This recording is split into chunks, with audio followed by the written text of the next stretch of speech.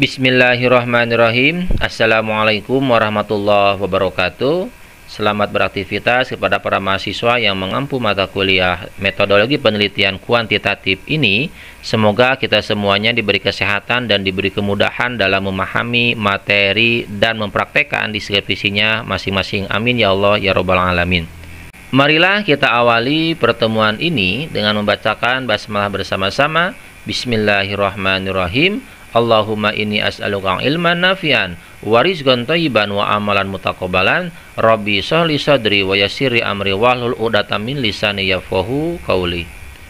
Para mahasiswa yang Bapak banggakan, sekarang kita sudah memasuki materi bab 3, yaitu tentang metodologi penelitian.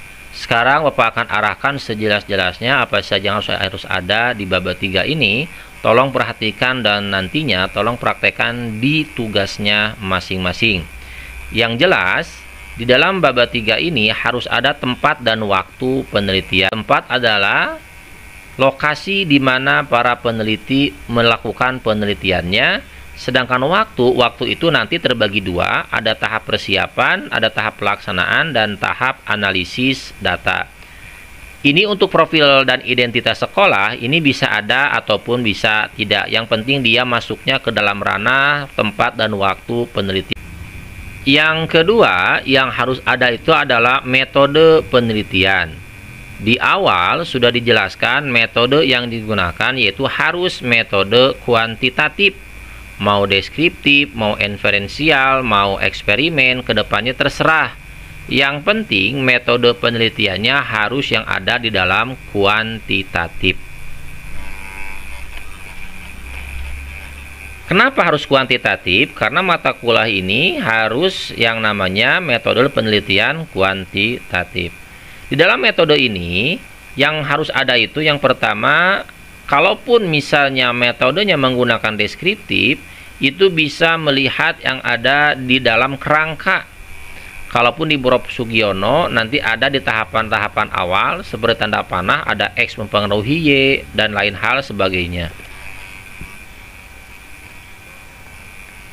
Untuk desain sendiri, ini untuk karena penelitian menggunakan eksperimen, dia menggunakan salah satunya adalah one shot case study ya, contohnya.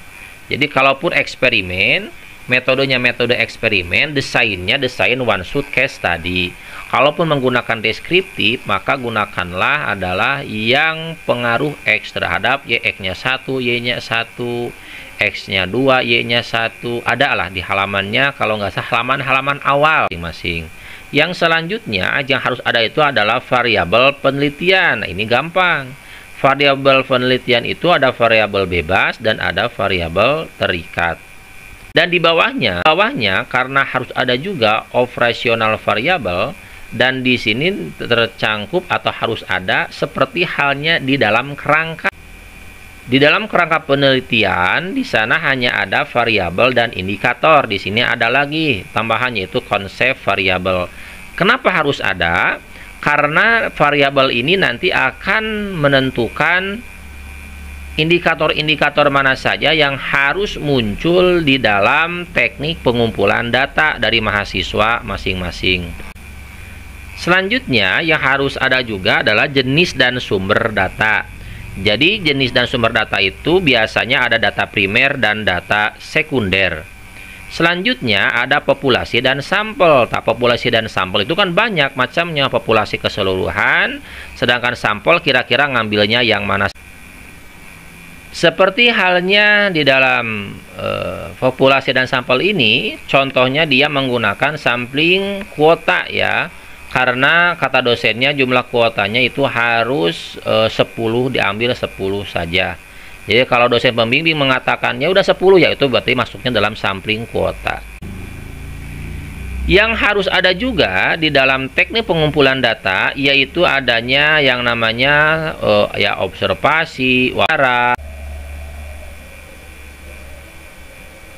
angket dan lain-lain. Intinya yang harus ada di dalam penelitian. Yang perlu diperhatikan kembali di sini harus dijelaskan.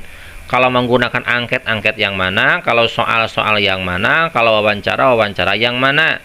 Beda halnya dengan observasi. Observasi itu udah saja observasi. Kalau dokumentasi sudah aja dokumentasi. Dan dokumentasi pun perlu dijelaskan kembali. Mau menggunakan foto, mau menggunakan video atau apa, nanti dijelaskan di sana. Karena dokumentasi juga banyak macamnya. Selanjutnya, di dalam teknik analisis data yang perlu diperhatikan adalah Anda itu menggunakan deskriptif atau inferensial. Kalau deskriptif maupun inferensial, intinya validitas dan reliabilitas itu harus ada. Tetapi bedanya, kalau deskriptif itu cukup adanya rata, udah cukup. Tetapi kalau inferensial, harus ada perhitungan-perhitungan selanjutnya.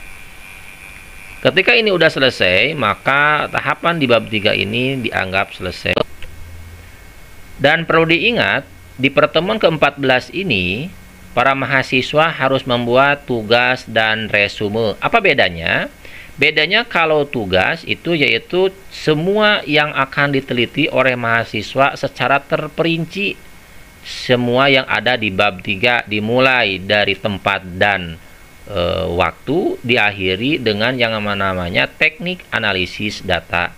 Sedangkan resume itu adalah hanya bagian-bagian yang penting di dalam meresume materi apa yang Bapak jelaskan. Jadi bedanya kalau resume yang Bapak jelaskan ataupun yang mahasiswa pahami ditulis tangan di dalam folio, sedangkan tugas itu mencangkup semua bab 3. Lebih jelasnya, kemarin sudah Bapak arahkan, sebelum pertemuan ke-7 itu harus selesai bab 1, sebelum pertemuan 14 harus selesai bab 3. Jadi setelah selesai pertemuan ini, Bapak akan menyediakan tempat untuk menyimpan resume dan tugasnya. Resume, sekali lagi diperjelas, yaitu membuat resume dengan tulisan tangan ditulis di kertas folio. Di akhir pertemuan ke-14 sekaligus tugas dan dari bab 3. Di akhir pertemuan ke-14 sekaligus tugas dari bab 3. Jadi di 14 ini ada yang namanya resume, ada yang namanya tugas bab 3. Sekali lagi perbedaannya, kalau resume itu apa yang Bapak jelaskan, kalau bab 3 apa yang harus mahasiswa tulis di skripsinya masing-masing. Anggap saja mahasiswa sedang membuat yang namanya skripsi. Bagaimana cara pembuatannya bisa melihat di perpustakaan, di para alumni yang sudah selesai. Tapi perlu diingat, penelitiannya wajib penelitian kuantitatif. Yang terakhir, syarat absensi dihitung, yaitu mengabsen dan meresume paling lambat di akhir pembelajaran. Mungkin itu saja yang bisa Bapak sampaikan dalam pertemuan ini. Mudah-mudahan para mahasiswa dan harapannya para mahasiswa adalah bisa membuat yang namanya baik bab 1 maupun di bab 3 sehingga bisa menunjang skripsinya masing-masing. Marilah kita tutup pertemuan ini dengan membacakan hamdalah bersama-sama.